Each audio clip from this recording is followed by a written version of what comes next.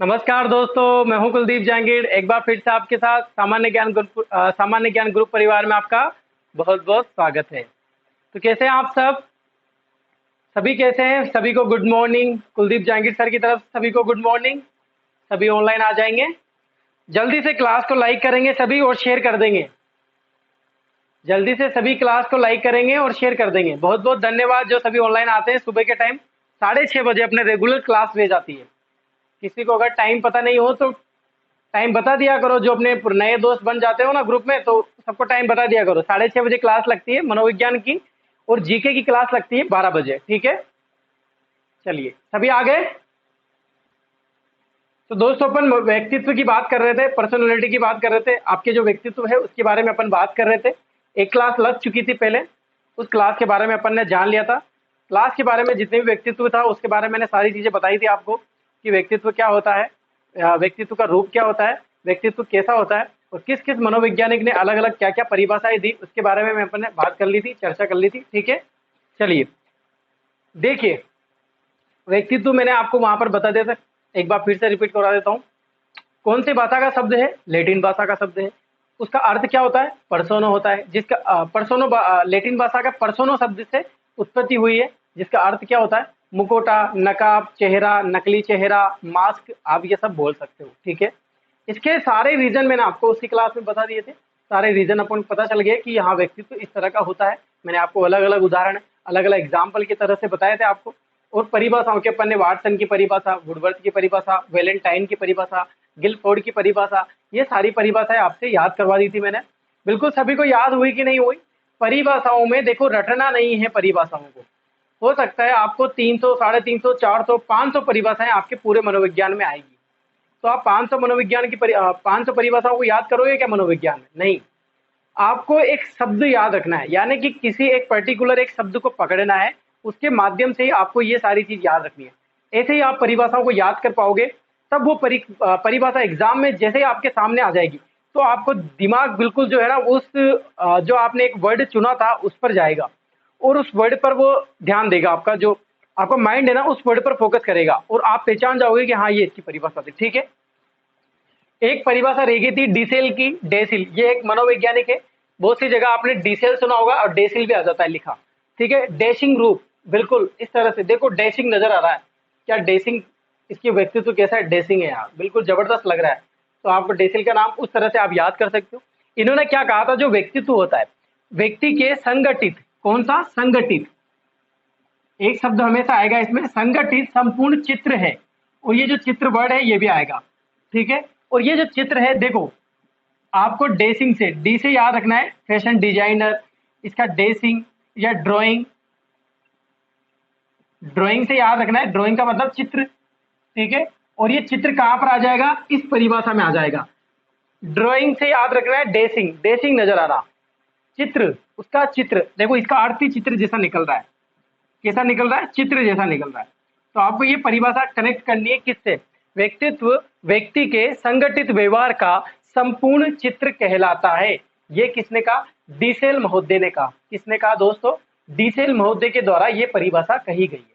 ठीक है, यहां तक सभी को समझ में आया?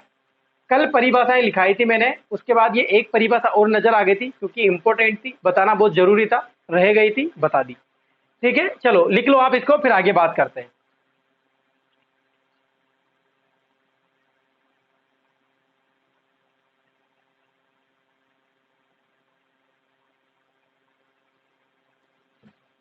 देखो, ये परिभाषाओं के आधार पर जो मैंने आपको परिभाषाएं बताई है, मैंने क्या बताई आपको? परिभाषाएं बताई है। अब इन परिभाषाओं के आधार पर व्यक्तित्व तो पता चलता है। ठीक है, ऐसे ही कुछ दृष्टिकोण होते हैं आपके। जब आप गूगल पे सर्च करोगे व्यक्तित्व के बारे में, तो आपको वहां पर भी नजर आ जाएंगे, यानी कि वो भी इंपॉर्टेंट है, जो आपसे पूछ लेगा।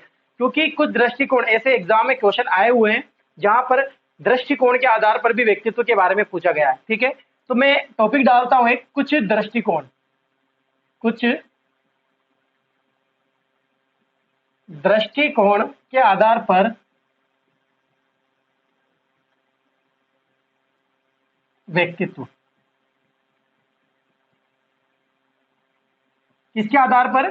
कुछ दृष्टिकोण, यानी कि मैं आपको कुछ दृष्टिकोण बताने वाला हूं, उसके आधार पर व्यक्तित्व की बात करेंगे। सबसे पहले बात करें मनोवैज्ञानिक दृष्टिकोण। सभी वीडियो को लाइक करो जल्दी से पहले। मनोवैज्ञानिक, और ज्यादा से ज्यादा ऑनलाइन आने की कोशिश किया करो, आपसे बार बार बोलना पड़ता है। मनोवैज्ञानिक दृष्टिकोण, जो भी नए बच्चे हैं प्लीज वीडियो को शेयर कर दिया करें। आप शेयर करते हो, जो शेयर करते हैं बहुत बहुत धन्यवाद उनको, उनके लिए नहीं बोल रहा हूं मैं। जो शेयर करना भूल जाते हैं उनके लिए बोल रहा हूँ। नहीं करते हो ऐसा तो कोई नहीं करता होगा, भूल जाते हो गलती से, इसीलिए मैं बार बार बोलता हूँ। ठीक है, बुरा मत मानना इस चीज का। आप प्लीज आते ही जैसे नोटिफिकेशन मिल जाता है आपको, रात को पता चल जाता होगा क्लास में जैसे लगते हैं, सुबह कोई जल्दी उठता हो उसको पता तो उसी टाइम प्लीज आप शेयर कर दिया करें अपने व्हाट्सएप ग्रुप, फेसबुक ग्रुप, सभी पेजेस पर आप ये भेज दिया करो। ठीक है, तो इन्होंने क्या कहा, वैज्ञानिक दृष्टिकोण, मैंने आपको बताया था वैज्ञानिक दृष्टिकोण, सॉरी मनोवैज्ञानिक दृष्टिकोण, तो मैंने आपको बताया था कि जो पर्सनालिटी जो होती है वो किसके बिहेवियर मल्टीप्लाई किसकी होती है, एनवायरमेंट के।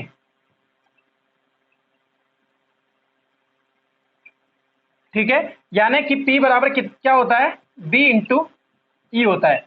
मैंने आपसे यह भी कहा था कि बहुत ही ज्यादा इंपॉर्टेंट है, आपसे पूछा जा सकता है, मोस्ट इंपॉर्टेंट है ये चीज। इन्होंने क्या कहा, व्यक्तित्व का जो निर्धारण है, क्या परिभाषा है इनकी, कि व्यक्तित्व का निर्धारण, व्यक्तित्व का निर्धारण व्यक्ति के किससे हो रहा है, बिहेवियर और एनवायरमेंट से। व्यक्ति के वातावरण व व्यवहार, वातावरण व व्यवहार, सॉरी वंश क्रम आएगा, वातावरण का मतलब यहां पर व्यवहार, शायद मैंने गलत लिखा दिया, एक मिनट सॉरी, ये जो मैंने लिखा था ये तो क्या है, इसका है मनोवैज्ञानिक दृष्टिकोण, जबकि परिभाषा अलग है इसकी। ये तो मैंने कल का भाग बताया था। इसके अनुसार, मनोवैज्ञानिक के अनुसार, कि व्यक्तित्व का निर्धारण, इसकी परिभाषा इस तरह से आएगी, व्यक्तित्व का निर्धारण वंशक्रम व वातावरण, वंशक्रम व वातावरण कारकों के आधार पर होता है। वंशक्रम वातावरण के कारकों के आधार पर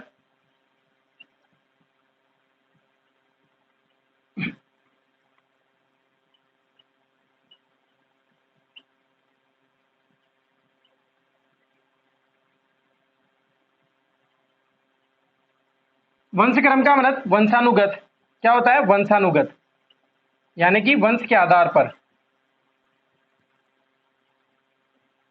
या फिर वंशानुक्रम, वंशानुक्रम।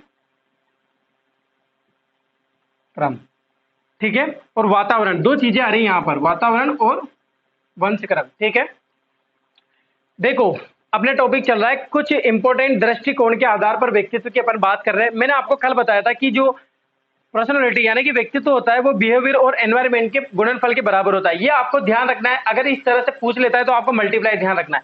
जबकि मनोवैज्ञानिक दृष्टिकोण क्या बोलते हैं, कि व्यक्तित्व का निर्धारण किससे किया जाता है, उसके वंशक्रम के आधार पर, यानी कि जैसे माता पिता का जो व्यवहार है वो उनके बच्चों का व्यवहार भी कैसे रहेगा, माता पिता के अनुसार रहेगा।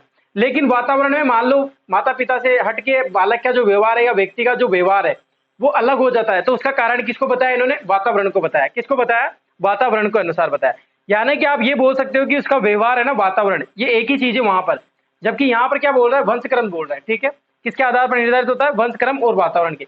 जहां पर आपको अगर वंशक्रम और वातावरण नजर आ जाता है तो किसकी परिभाषा, ये मनोवैज्ञानिक दृष्टिकोण है।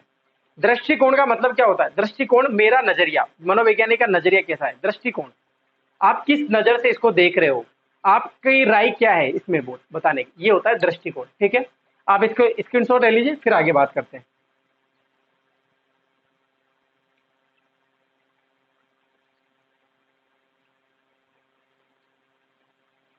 ठीक है, अब एक और बात कर लेते हैं, अलग दृष्टिकोण की बात करते हैं हम।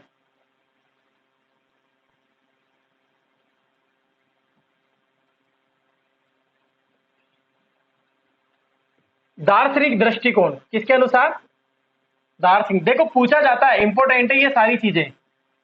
आपको सारी चीजें बताना बहुत जरूरी है, नहीं तो आप भी ये नहीं बोलोगे कि सर ये नहीं बताया, ये छूट गया था। क्या बोला? दार्शनिक दृष्टिकोण। व्यक्तित्व एक आदर्श, व्यक्तित्व एक आदर्श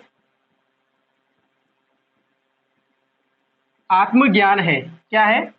आत्मज्ञान।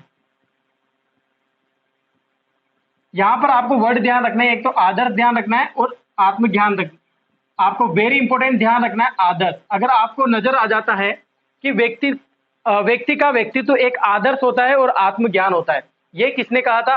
दार्शनिक दृष्टिकोण है। यानी कि दर्शनों के आधार पर जो उनकी राय थी, उनका दृष्टिकोण था व्यक्तित्व को लेकर, ये क्या था कि व्यक्तित्व एक आदर्श आत्मज्ञान होता है। ठीक है, ये किसका दृष्टिकोण है? दार्शनिक दृष्टिकोण। ठीक है, और बात करें अपन सामाजिक दृष्टिकोण। क्या बात करें? सामाजिक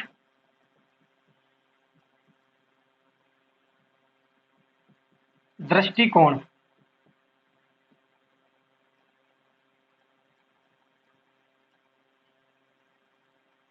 किसकी बात करें? सामाजिक दृष्टिकोण। इन्होंने क्या बोला? व्यक्ति के वह गुण है, व्यक्तित्व व्यक्तित्व व्यक्ति के, सभी को गुड मॉर्निंग, जो भी गुड मॉर्निंग बोल रहे हैं वह गुण है। सभी को वेरी वेरी गुड मॉर्निंग। नए बच्चे आए हैं। जो समाज में उसका कार्य एवं पद, जो समाज में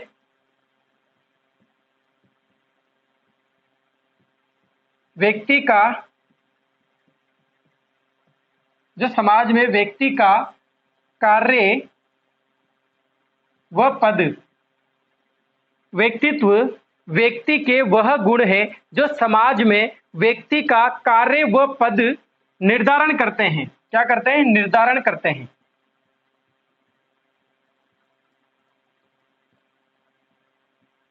इस परिभाषा में आपको ज्यादा याद नहीं रखना है। देखो किसका दृष्टिकोण है ये? सामाजिक दृष्टिकोण। सामाजिक दृष्टिकोण में क्या आएगा? हमेशा समाज की बात आएगी। क्या आएगा? हमेशा समाज की बात आएगी। मैं आपसे ये बोलना चाह रहा हूं, मेरे द्वारा समझाया गया आपके लिए ज्यादा इंपॉर्टेंट ये रखता है कि मैं आपसे क्या बोल रहा हूं। मैं आपसे ये बोल रहा हूं कि ये जो परिभाषा मैंने 3 लाइन में लिखा है ये आपको याद नहीं करनी है। जैसे दार्शनिक दृष्टिकोण, दार्शनिक दृष्टिकोण में दार्शनिक जैसी बातें होगी, आत्मज्ञान जैसी बातें होगी, ब्रह्म बुद्धि जैसी बातें होगी, आदर्श जैसी बातें होगी, यानी कि अहम जैसी बातें होगी। ये सारी चीजें होती है दार्शनिक में, तभी तो दार्शनिक है वो। अरे जैसे धार्मिक चीजें होती है ना, वो उनमें कहां पर आएगा? जब उसमें ऐसी चीजें पाई जाएगी। तो आपको कभी भी परिभाषा याद नहीं रखनी है। दार्शनिक वर्ड आ जाता है यानी कि दर्शन जैसी शब्द आएंगे अंदर। सामाजिक दृष्टिकोण है तो समाज जैसे आएंगे। ये बोलना ये चाह रहा है कि जो व्यक्तित्व होता है, व्यक्ति के वह गुण होते हैं जो समाज के व्यक्तित्व का कार्य व पद निर्धारण करते हैं। यानी कि उसका व्यक्तित्व, किसका? व्यक्ति का जो व्यक्तित्व, जो उसकी पर्सनैलिटी रहती है, उसके अनुसार उससे कार्य किया जाता है, कार्य करवाया जाता है, या उसको उसी अनुसार पद मिलता है। और यानी कि वो तो ये बोल रहा है कि जो कार्य करते हैं वो भी उसके व्यक्तित्व को झलकता है। आपने देखे होंगे कि जो स्ट्रोंग रहते हैं, कोई किसान का बेटा रहता है तो कोई सिटी का बालक रहता है, तो किसान के जो बेटे रहते हैं वो उसके व्यक्तित्व को दर्शाता है कि वो भी किसान की बातें कार्य, पढ़ा लिखा तो होता है लेकिन पसंद भी करता है अपना कार्य करना, किसानों की बातें कार्य करना, स्ट्रोंग मजबूत दिखना। यानी कि पद उसका हमेशा झलकता है, यानी कि वो व्यक्तित्व है उसका। ठीक है, ये होता है किसका? सामाजिक दृष्टिकोण के आधार पर। सभी को समझ में आया? सभी को समझ में आ रहा है कि नहीं आ रहा? यहां पर मुझे बताएंगे, सब समझ में आ रहा है ना सभी को? चलिए लिख लीजिए, फिर आगे बात करते हैं।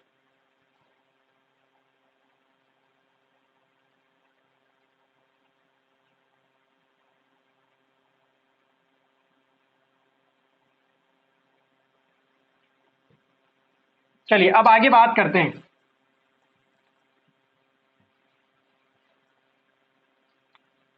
अब दृष्टिकोण की बात करते हैं। सामान्य दृष्टिकोण, सामान्य दृष्टिकोण।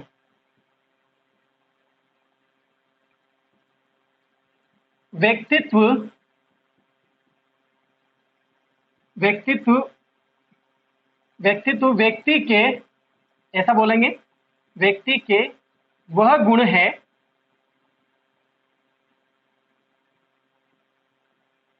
जो विजय दिलाने में, विजय या जय दिलाने में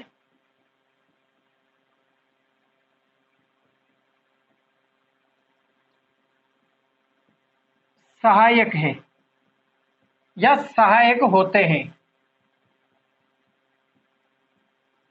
क्या होते हैं? सहायक होते हैं। यानी कि अर्थात इसके अनुसार एक और था कि सर्वांगीण, सर्वांगीण ये अलग है, ये चीज अलग है। इनके अनुसार ये भी बोला गया है सर्वांगीण विकास का स्वरूप है। ये किसने कहा? सामान्य दृष्टिकोण। यानी कि नॉर्मल अगर अपन व्यक्तित्व के बारे में बात करें तो क्या होता है कि सर्वांगीण विकास का स्वरूप क्या होता है? व्यक्तित्व होता है। ये नॉर्मल दृष्टिकोण है, यानी कि नॉर्मल नजरिया है, जिसकी जो देखने की क्षमता है नॉर्मल की व्यक्तित्व कैसा होना चाहिए उसके आधार पर ऐसा दृष्टिकोण बनाया गया है। व्यक्तित्व व्यक्ति के वह गुण है जो विजय दिलाने में, यानी कि जो उसको जय करा दे या विजय बना दे, वही उसके क्या होते हैं? सहायक होते हैं, मददगार होता है, वो व्यक्तित्व अच्छा होता है। सर्वांगीण विकास यानी कि सारा विकास कर सके, जो व्यक्तित्व अच्छा होता है वो सभी के लिए विकास करता है, तो वो क्या होता है? उसके लिए व्यक्तित्व होता है। यानी कि ऐसा व्यक्तित्व दृष्टिकोण होता है, व्यक्तित्व का सामान्य दृष्टिकोण। ठीक है, तो ये हुई, मैंने नॉर्मल दृष्टिकोण की अपने बात करी है। अपन ने आपसे कहीं एग्जाम में ऐसा पूछ ले कि इस दृष्टिकोण के अनुसार किस प्रकार का व्यक्तित्व पाया जाता है, इस दृष्टिकोण के अनुसार किस प्रकार का व्यक्तित्व पाया जाता है, तो आपको ये सारी चीजें ध्यान रखनी है। ठीक है, चलिए अब आप इसका स्क्रीनशॉट ले लीजिए। अब नेक्स्ट बात करते हैं अपन कुछ सिद्धांत के बारे में, आपको बताने वाला हूं कि अपन क्या पढ़ेंगे। ठीक है,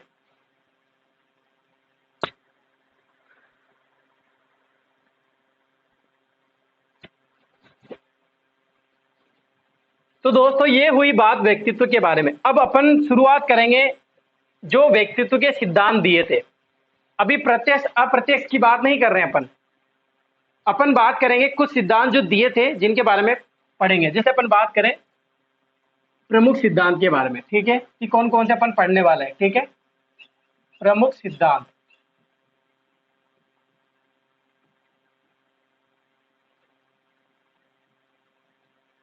जैसे मैंने आपको पहले बताया था कि मनोविश्लेषणात्मक का सिद्धांत आएगा, मनोविश्लेषणात्मक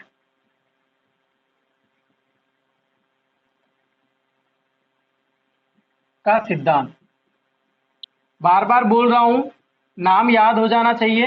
किसके आधार पर दिया था? ये मूल प्रवृत्ति के आधार पर ये सिद्धांत दिया था, और मूल प्रवृत्ति के आधार पर इनकी दो संख्या निश्चित की थी। इस व्यक्तित्व के जो वर्गीकरण है इसमें दो संख्या निश्चित की थी, जो इरोस और थेनेटोस थी, जिसकी बात चर्चा अपन पहले भी कर चुके थे। अब ये सिद्धांत किसने दिया था? सिगमंड फ्राइड ने दिया था। किसने दिया था? सिगमंड फ्राइड ने। और चेतन मन, अर्ध चेतन मन, यानी कि चेतना को इन्होंने बहुत बड़ा भाग माना। इसके आधार पर तीन प्रकार दिए थे चेतना के, और उन तीन प्रकारों के आधार पर इन्होंने जो व्यक्तित्व के प्रकार निकाले थे, उन व्यक्तित्व के प्रकार अपन पढ़ने वाले हैं। सिगमंड फ्राइड का सिद्धांत भी बोलते हैं, सिगमंड फ्राइड का सिद्धांत भी बोलते हैं इसको। ठीक है, तो ये किसने दिया था? सिगमंड फ्राइड ने दिया था। प्रथम व्यापक सिद्धांत है ये भी ध्यान रखना, प्रथम व्यापक सिद्धांत। और इन्होंने क्या करा कि व्यक्तित्व के तीन प्रकार बताए थे, ईगो, सुपर, इदम, अहम, परमम, आईडी, ईगो, सुपर ईगो। ये अपन आगे पढ़ेंगे। इतना जबरदस्त तरीके से पढ़ाने वाला हूं मैं, एक दिन पूरी इसी की क्लास लगाएंगे अपन, चाहे 20 मिनट लगे चाहे 10 मिनट लगे।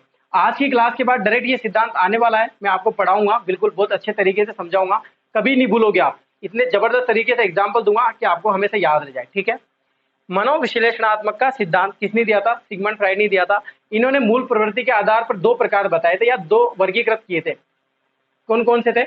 इदम और अहम, यानी कि जीवन मूल प्रवृत्ति और मृत्यु मूल प्रवृत्ति। और इन मूल प्रवृत्ति के आधार पर चेतना को किसको आधार माना? चेतना को। और इस चेतना के आधार पर इन्होंने तीन भाग दिए थे, चेतन मन, अर्धचेतन मन और अचेतन मन। और इन तीनों के प्रकार के आधार पर व्यक्तित्व के तीन प्रकार दिए थे इन्होंने। कितने प्रकार दिए थे? तीन, आईडी, ईगो और सुपर ईगो। ठीक है, उसकी बात आगे करेंगे, मैं अभी आपको सिद्धांत के नाम लिखा रहा हूं। ठीक है, दूसरी बात करें अपन, अपना सिद्धांत आएगा शरीर रचना के आधार पर। शरीर रचना के आधार पर। किसके आधार पर? शरीर रचना के आधार पर। किसने दिए थे शरीर रचना के आधार पर? यह भी आपको ध्यान रखने, जल्दी से बताइए, बहुत बार एग्जाम में पूछा गया है, शरीर रचना के आधार पर सिद्धांत किस किसने दिए थे? जल्दी से बताइए मुझे।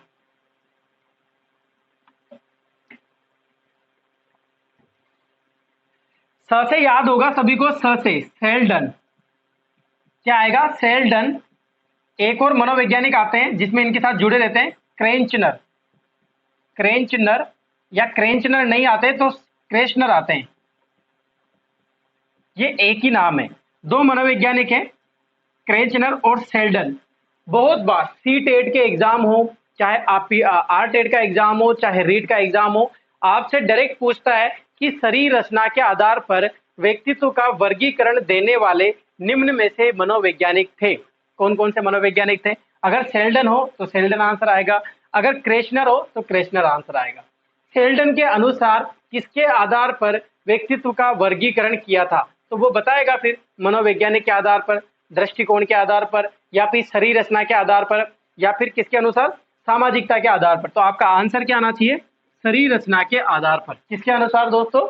शरीर रचना के आधार पर। क्लियर है यहाँ तक सभी को? इसको भूलना नहीं है।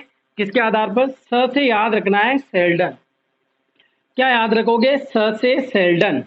याद हुआ कि नहीं हुआ? क्रेचनर, शरीर के कैंची चला दी इसने। क्या करा? शरीर के कैंची चला दी। किसने? क्रेचनर ने। ये समझ में आया सभी को? लिख लीजिए, फिर आगे बताता हूं मैं आपको।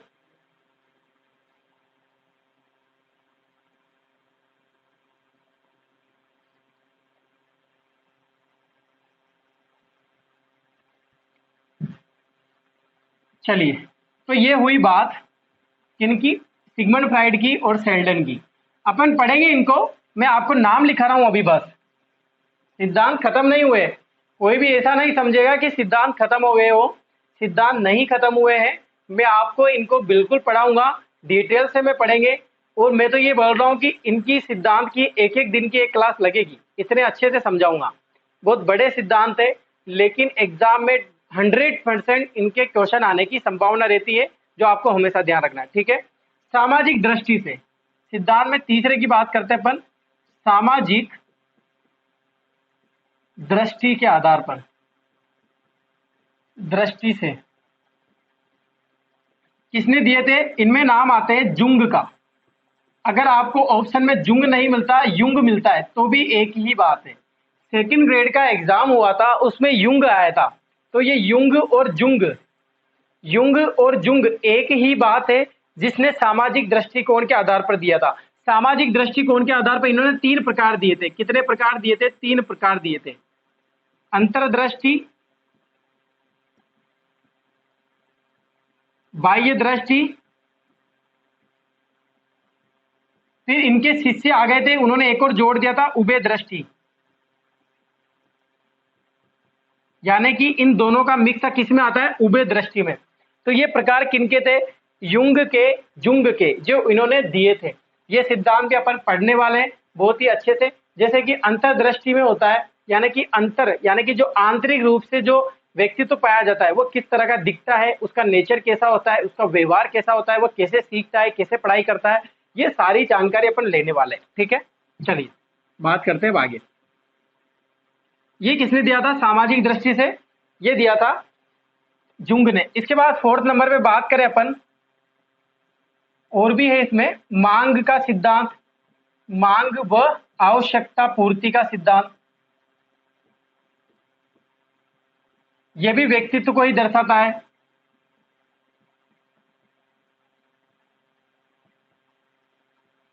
ये किसने दिया था? मांग से याद रखना, मां से याद रखना, अब्राहम मास्लो। मां से क्या याद रखोगे? मास्लो। क्या याद रखोगे? Abraham Maslow. मांग व आवश्यकता पूर्ति, पूर्ति भी नहीं आता बहुत सी जगह। अगर इसको ऐसे आपको लग रहा हो कि सर पूर्ति नहीं आता, तो कोई बात नहीं, मत लिखना। पूर्ति मैंने लिखा दिया है, क्योंकि ऐसा भी लिखा आ जाता है। इसको मानवता का सिद्धांत भी बोलते हैं। कौन सा सिद्धांत? मानवता का सिद्धांत।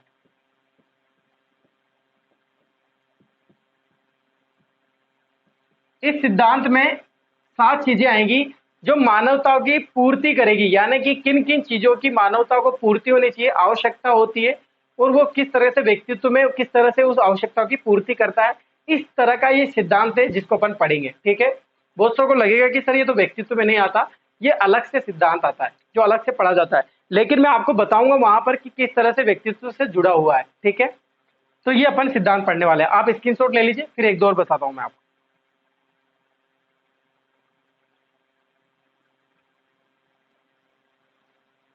चलिए, तो ये सभी को पता होगा, सभी ने नाम सुन रखे होंगे।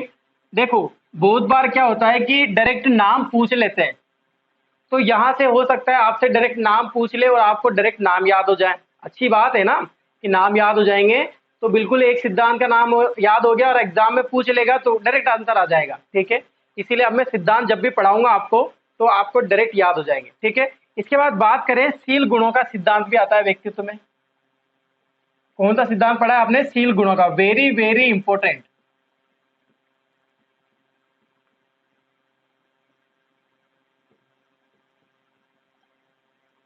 वेरी वेरी इंपॉर्टेंट है। ये सिद्धांत किसने दिया था? आलपोर्ट ने,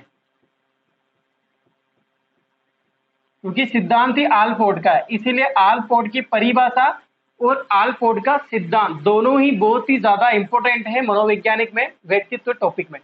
तो आपको यह ध्यान रखना है। ठीक है, यहां से क्लियर हुआ सभी को। इसके बाद बात करें मूल्य दृष्टि के आधार पर।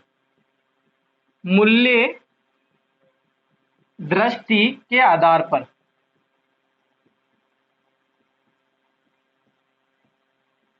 किसके आधार पर? मूल्य दृष्टि के आधार पर। यह किसने दिया था? स्प्रेंगर ने। किसने दिया था? स्प्रेंगर ने। इसको अपन पढ़ेंगे नहीं, बस आप डायरेक्ट याद रखना, मूल्य दृष्टि के आधार पर व्यक्तित्व के प्रकार स्प्रेंगर ने। अगर टाइम रहा तो इसको भी जरूर पढ़ेंगे, बहुत कम क्वेश्चन आते हैं, बस डायरेक्ट नाम पूछ लेता है, तो आपको ध्यान रखना है। ठीक है, ये हुई बात सिद्धांतों की, जो मैंने आपको नाम बताया है। आपको नाम याद रखने हैं, इनको अपन पढ़ने वाले हैं आगे और इन्हीं के बारे में पढ़ेंगे। फिर उसके बाद विधियां आती है, उन विधियों के बारे में भी खुल के चर्चा करेंगे अपन, आप चिंता ना करें। ठीक है, इसका स्क्रीनशॉट ले लीजिए।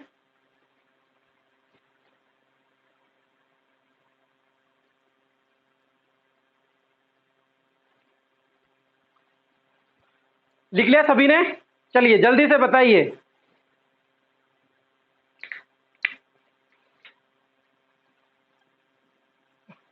सभी को समझ में आ रहा है कि नहीं आ रहा?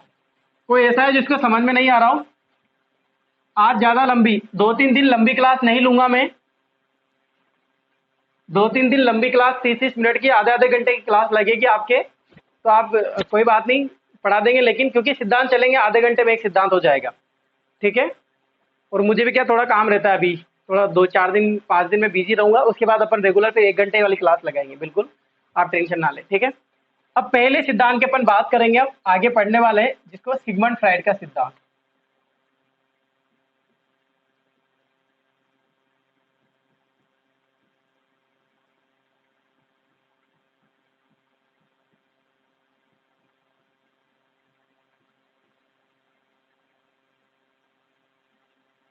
सिगमंड फ्राइड का सिद्धांत,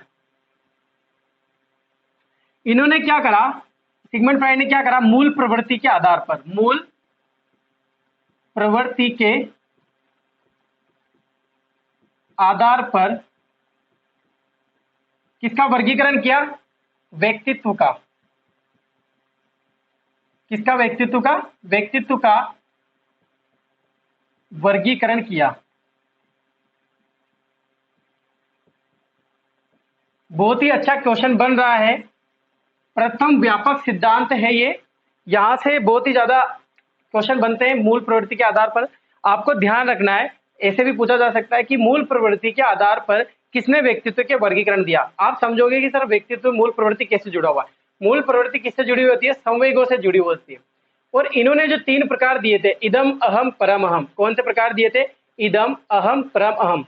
तो आपको पता होगा, अगर किसी ने सिद्धांत पढ़ रखे होंगे, तो इदम वाला बालक और अहम वाला बालक और परम अहम वाला बालक जो कार्य करता है या जो व्यक्तित्व वो दिखाता है, तो वो संवेगों के आधार पर दिखाता है। कैसे दिखाता है? संवेगों के आधार पर, यानी कि किसी बालक ने कोई चीज देखी तो उसके कौन से संवेग काम करेंगे, वो अपने दिमाग में क्या चीज लाएगा, और वो जो व्यक्ति का व्यक्तित्व रहता है वो निर्धारण करता है। किसने बताया? ये सिगमंड फ्राइड के सिद्धांत ने।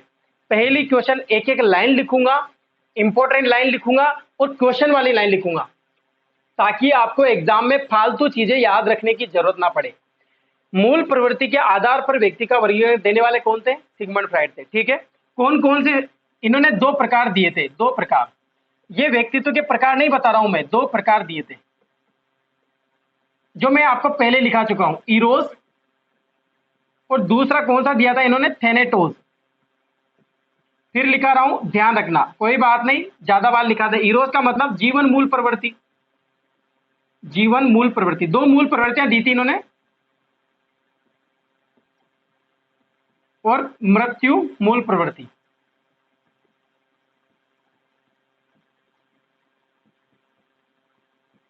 जीवन मूल प्रवृत्ति और मृत्यु मूल प्रवृत्ति।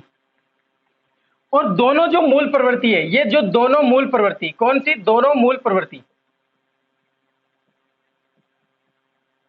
ये जो दोनों मूल प्रवृत्ति का संबंध जो होता है, का संबंध किससे बताया गया है, चेतना से बताया गया है। किससे बताया गया है, सिगमंड फ्राइड ने चेतना से बताया गया है। सुनना एक बार फिर से, सिगमंड फ्राइड ने, मैंने बताया था ना कि सिगमंड फ्राइड का सिद्धांत मैं आपको इतना अच्छा तरीके से समझाऊंगा कि आपको जिंदगी में कभी दोबारा नहीं पढ़ने की जरूरत नहीं पड़ेगी। सिगमंड फ्राइड मनोवैज्ञानिक थे, कहाँ के, वियना के। वियना कहाँ पड़ता है, ऑस्ट्रेलिया में पड़ता है। सिगमंड फ्राइड ने जो मनोवैज्ञानिक में जो भाग है इनका, ये एक मनोचिकित्सक थे, यानी कि साइकिलिस्ट थे, ये एक डॉक्टर थे, ये एकमात्र मनोवैज्ञानिक है जो एकमात्र मनोवैज्ञानिक में ऐसे वैज्ञानिक है ये जो चिकित्सक थे, क्या थे, डॉक्टर थे। कौन, सिगमंड फ्राइड, एक ही थे वैसे, बाकी और तो सभी वैज्ञानिक थे जिन्होंने उन पर अलग अलग कार्य किए, ये एक डॉक्टर थे। तो इन्होंने जो सिद्धांत दिया था, तो मनोविश्लेषणात्मक का सिद्धांत दिया था, जिसमें इन्होंने मूल प्रवृत्तियों को सबसे ज्यादा माना। मूल प्रवृत्ति के आधार पर व्यक्तित्व का वर्गीकरण किया, या मन और मस्तिष्क का भी वर्गीकरण किया। किसके, मन मस्तिष्क के आधार पर चेतना के भाग भी दिए थे इन्होंने। किसने, चेतना के, मैंने लिखा दिया है। कौन से दो प्रकार दिए थे इन्होंने, जीवन मूल प्रवृत्ति, किनको दो माना, दो मूल प्रवृत्तियां मानी इनके आधार पर। जैसे जैसे मैंने आपको मूल प्रवृत्तियां बताई थी पहले, किसके अनुसार, मूल प्रवृत्ति का जनक बताइए कौन है, मैं आपसे क्वेश्चन पूछ रहा हूं, नहीं पता क्या किसी को भी, जल्दी से बताइए। मैं नहीं बताऊंगा, मैं वेट कर रहा हूं आपका, जल्दी से मूल प्रवृत्ति के जनक बताइए मुझे।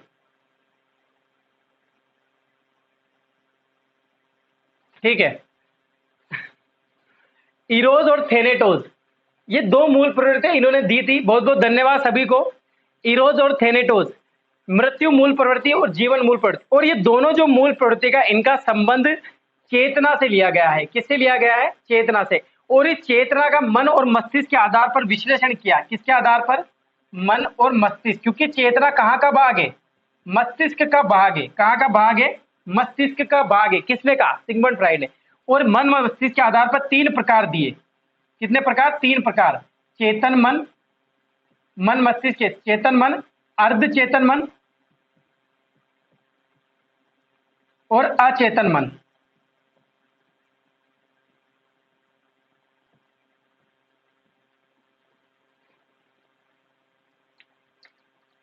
ठीक है, सुनो, सिगमंड फ्राइड अच्छे से याद हो गया, सिगमंड फ्राइड का सिद्धांत।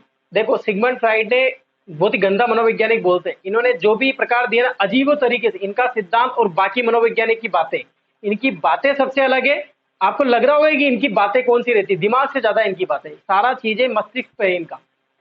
मूल प्रवृत्ति के आधार पर व्यक्तित्व का वर्गीकरण किया, जो तीन प्रकार थे व्यक्तित्व के, इदम अहम परमम, वो इसके आधार पर थे। इन्होंने दो मूल प्रवृत्तियों को माना, जीवन मूल प्रवृत्ति, मृत्यु मूल प्रवृत्ति, इरोस थेनेटोस। इन मूल प्रवृत्ति के आधार पर संबंध बताया चेतना का। चेतना में मन मस्तिष्क के आधार पर जो मन था, जो दिमाग था, उसके तीन भाग दिए, चेतन मन, अर्ध चेतन मन, अचेतन मन। ठीक है, अब इसको मैं आपको बताने वाला हूं आगे नेक्स्ट क्लास में। आज के लिए इतना ही रखेंगे, क्योंकि अपन 4-5 दिन तक मुझे काम है, इसलिए अपन आधे आधे घंटे क्लास रखेंगे, कोई नहीं बोलेगा बीच में। सभी को समझ में आ रहा है, इसमें कोई दिक्कत वाली बात नहीं है। चलो, आज के लिए बहुत बहुत धन्यवाद सभी को, बहुत बहुत धन्यवाद जो क्लास में आते हैं, रेगुलर बने हुए। प्लीज ज्यादा से ज्यादा इस लिंक को जाइए। अगर आपको साइकोलॉजी के पुराने वीडियो, यूनिट फर्स्ट कंप्लीट हो चुकी है, पुराने वीडियो देखने तो आप डिस्क्रिप्शन पे जाइए, वहां पर लिंक मिला हुआ है, देखो लिंक है, बिल्कुल इस तरह से बना हुआ रहता है। आप जाओगे नीचे तो आपको बिल्कुल इस तरह से लिंक मिलता जाएगा, तो आप इस लिंक को क्लिक कीजिए। क्या करोगे, क्लिक करोगे तो आपको बिल्कुल मनोविज्ञान की नीचे क्लासें आ जाएगी, लिंक पर क्लिक करते ही नीचे क्लास आ जाएगी। तो आप इन क्लासों को देखो, प्लीज लाइक करो और उन क्लासों को भी शेयर करो जिसने शेयर नहीं की थी, और ऐसे ही प्यार बनाए रखे। ठीक है, सभी को धन्यवाद।